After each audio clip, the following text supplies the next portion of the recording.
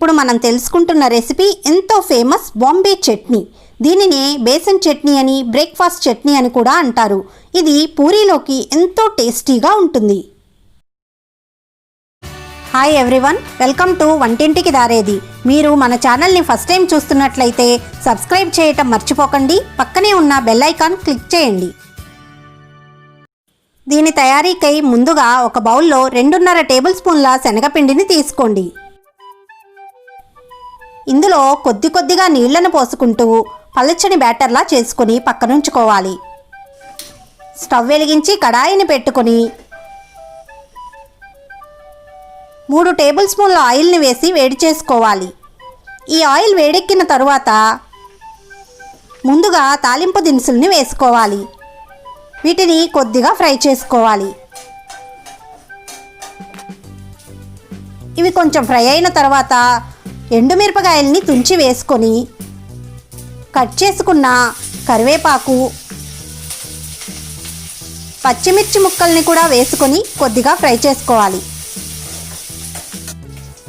ఇవన్నీ కూడా కొద్దిగా ఫ్రై అయిన తర్వాత కట్ చేసుకున్న ఉల్లిపాయ ముక్కల్ని వేసుకోవాలి.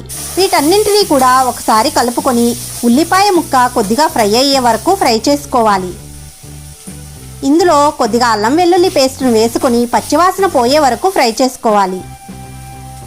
దీనిలో కట్ చేసుకున్న టొమాటోని వేసి ఒకసారి బాగా కలుపుకొని టొమాటో ముక్కలు మెత్తబడే వరకు మగ్గించుకోవాలి. ఇలా మగ్గిన తర్వాత కొద్దిగా పసుపు, రుచికి సరిపడా ఉప్పును కూడా వేసుకొని వీటన్నింటినీ ఒకసారి బాగా కలుపుకొని సరిపడా నీళ్లను పోసుకొని నీళ్ళని బాగా మరిగించుకోవాలి.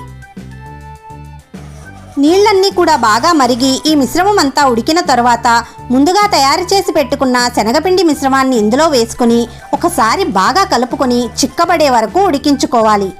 ఇలా ఉడికిన దానిలో ఉడికించిన బంగాళాదుంప ముక్కల్ని కూడా వేసి ఒకసారి బాగా కలుపుకోవాలి.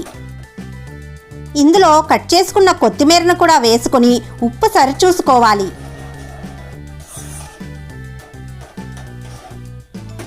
ఇలా ఉడికించుకున్న తర్వాత స్టవ్ ఆపేసి దింపేసుకోవటమే. ఇంతేనండి, బాంబే చట్నీ రెడీ అయిపోతుంది. పూరీలోకి, చపాతీలోకి, పరాటాలోకి కూడా చాలా టేస్టీగా ఉంటుందండి ఈ చట్నీ. ఎంతో టేస్టీగా ఉండే ఈ బాంబే చట్నీని నేను చూపించిన విధంగా ఒక్కసారి ట్రై చేసి చూడండి.